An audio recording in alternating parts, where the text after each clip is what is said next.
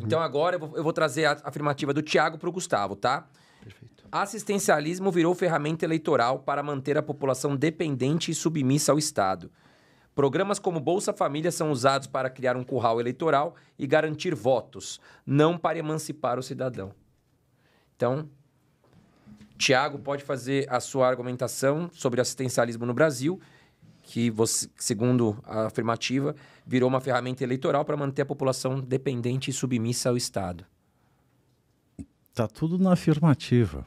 É isso. Quando a gente não tem porta de saída...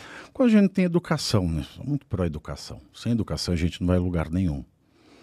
E hoje em dia, é claro que se você não tem uma perspectiva, você quer estudar para quê no Brasil também? Eu mesmo quero estudar aqui para ser professor universitário. Eu, como professor universitário, ganho uma miséria. Eu dou aula uma vez por semana porque eu gosto de dar aula, mas você olha o Brasil de hoje, quem ganha dinheiro no Brasil é quem está fazendo alguma coisa escusa ou quem está fazendo uma baixaria muito grande. Essa é uma grande realidade. O Brasil nunca se premiou a inteligência. O Brasil é uma terra de donos do poder e de uma classe artística que ganha algo impensável e para isso não se precisa de estudo. E quando a gente tem um dinheiro que vem do Estado, que vem do pagador de imposto e serve também para pagar imposto, porque imposto sobre consumo, quem ganha assistencialismo paga imposto sobre consumo e, na verdade, o governo ele onera aquele que ele está dando. Então, é um desastre. É um desastre. Quando a gente não tem porta de saída, quando a gente não tem educação, o assistencialismo ele só serve para isso, para você fidelizar um cliente. Fechou? Agora, Gustavo, aí, aproximadamente 5 minutos. Perfeito. Falo aproximadamente porque a gente está deixando passar um pouco. E tranquilo, Já vamos entendemos, Tranquilo, gente. tranquilo. Bom, eu acho que, em primeiro lugar, essa ideia de que o assistencialismo ele é uma ferramenta eleitoral para manter a população sob domínio é um velho preconceito, é alguma coisa que é dita e redita há muito tempo.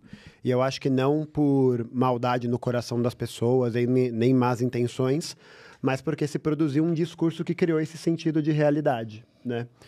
E eu acho que é interessante porque quando a gente olha para os dados relacionados à própria concessão de programas como Bolsa Família ou benefício de prestação continuada, que é um benefício pago para quem não tem condições de trabalhar, né? Então são pessoas que têm alguma deficiência, idosos que passaram da idade, lugares que não têm locais produtivos para inserir essas pessoas. O orçamento do Bolsa Família para 2025 foi de 158 bilhões e do BPC de 112 bilhões. Esses dois juntos não batem a metade do valor que as grandes empresas têm de isenção fiscal, por exemplo, né?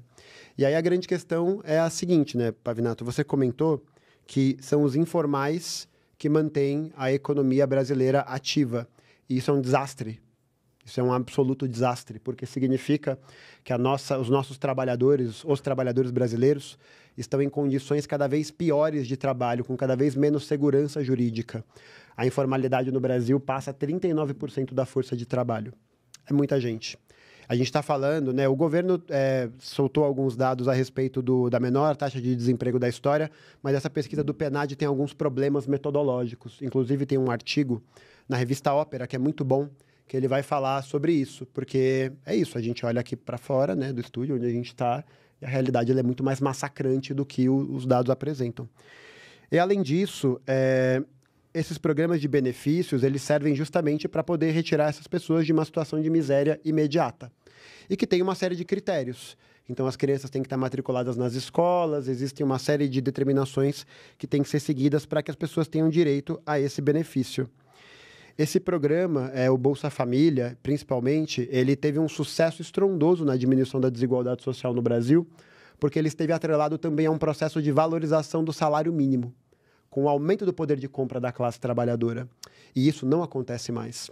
A gente vê o número de dependentes desses programas crescer como um sintoma de que a nossa economia está se transformando numa economia igual à República Velha, né? Igual à República Velha, uma economia totalmente reprimarizada, com capitais estrangeiros controlando setores estratégicos. e, ao mesmo tempo, você tem uma classe trabalhadora que é jogada numa condição de marginalidade, que vai precisar aceitar o emprego que vier, motorista de aplicativo, entregador, vendedor de cosmético, e não tem nenhum demérito com esses empregos. Acho que é importante dizer isso, né? Não tem nada de errado em trabalhar com isso. Mas a verdade é que são empregos que têm uma precariedade muito grande e que a pessoa não tem nenhum tipo de garantia, não tem nenhum tipo de viabilidade para poder comprar uma casa própria, por exemplo, né? E aí a gente vê também que a saída das pessoas desse programa, nesse período, também aconteceu. Então, no ano de 2005, deixaram de fazer, de 2005 até 2019, 64% das crianças e adolescentes que participavam do Bolsa Família, que eram registrados no Bolsa Família, no CadÚnico, tiraram os seus registros, né? Saíram do programa. E aí é muito curioso, porque eu vejo muito o discurso na internet, assim, no geral, e nem estou dizendo que é o caso, porque eu acho que não é mesmo, mas de muita gente que brada, né, contra programas de assistência, contra programas como o auxílio emergencial, né, fala nesse mesmo papo, e ao mesmo tempo sacou o auxílio emergencial sem precisar, já que era autodeclaratório, né, o que é um problema muito grave. E são essas mesmas pessoas que arrotam moralismo, né, que arrotam e não falam nada sobre as isenções das grandes empresas, né? E do fato de que esses programas eles não são suficientes de maneira nenhuma para resolver o problema da economia brasileira, de maneira nenhuma. Mas eles são um ponto de saída possível para retirar os trabalhadores desse afogamento. E aí a gente vê o quanto o interesse de classe aqui está disposto.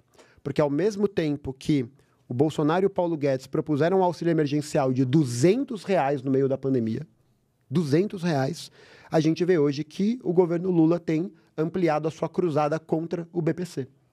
No final das contas, servindo a interesses econômicos muito parecidos, né? E que eu acho que revelam um pouco dessa hipocrisia e da necessidade da superação do discurso liberal, né? Desse discurso que tenta vender para a gente esse apanhado de ideologia que é desmontado quando a gente analisa os dados. Legal, Gustavo, fechou. Eu vou pedir para vocês seguirem agora o tempo também, para a gente poder andar um pouquinho mais rápido. Tiago, você tem então agora 3 minutos para réplica. É muita polêmica. Mas assim que é bom, mas eu não assim posso... é legal, não, mas não dá para fazer... porque são questões complexas que não dá para a gente resumir em poucas palavras. Mas eu não posso concordar mais. O programa assistencial Bolsa Família, que nasceu do Bolsa Escola, da mistura com Bolsa Gás, do Fernando Henrique, é um programa puramente liberal. Você dá o dinheiro para a pessoa gastar como ela quer entender, como ela bem entender. Então, é um programa nascido liberal. De fato, não há uma saída disso. É uma vergonha o que tem acontecido com o Brasil em relação a isso. Eu não tenho como discordar de você. E acho que o lance tem saída. Não tem como. Não tem. Você precisa também trabalhar a saída. Eu não sou contra ajudar, como cristão, eu não sou contra ajudar quem passa fome, pelo amor de Deus. Né? A fraternidade é um dos princípios previstos na Constituição brasileira e ele rege as democracias desde a Revolução Francesa. A fraternidade é um desses princípios e a fraternidade ela vem na Revolução Francesa para substituir a caridade, né? Quando ela quer suplantar as teorias religiosas, a fraternidade ela surge como o substituto da caridade. Então, nós temos que ser fraternos. Mas nós temos que ser fraternos e tratar como irmãos. Eu não quero um irmão que dependa de mim pelo resto da vida. Eu quero ajudar um irmão num momento de dificuldade. Mas eu não quero que ele passe o resto da vida em dificuldade. Nesse ponto não há discordância, absolutamente discordância nenhuma. Sim, eu acho que nesse caso a gente pode até dizer que a única maneira eficaz para poder construir essa possibilidade é construindo uma economia que esteja alinhada com os interesses estratégicos dos trabalhadores e desses que passam fome. Quando você fala de isenção fiscal, é uma vergonha. Quando o governo Lula fez aprovar essa reforma tributária, que é algo totalmente canhestro, só foi privilegiado via o Ministério da Fazenda as grandes montadoras de carro no Brasil. Repetindo uma coisa velha da época de Juscelino Kubitschek, de um país rodoviário, de que a venda de carros impulsionaria o desenvolvimento do país, enquanto outras tecnologias ficaram atrás.